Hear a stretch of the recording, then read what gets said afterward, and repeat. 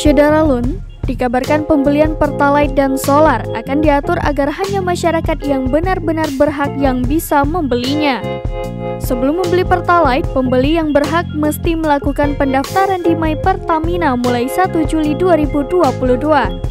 Awalnya, PT Pertamina Persero melalui Pertamina Patra Niaga akan melakukan uji coba penyaluran Pertalite dan solar bagi pengguna yang berhak tersebut, di mana pengguna itu sudah terdaftar di sistem My Pertamina.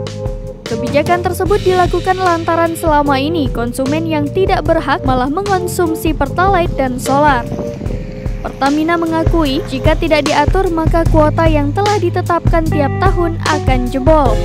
Direncanakan, uji coba awal akan dilakukan di beberapa kabupaten kota yang tersebar di 5 provinsi, antara lain Sumatera Barat, Kalimantan Selatan, Sulawesi Utara, Jawa Tengah, dan Yogyakarta.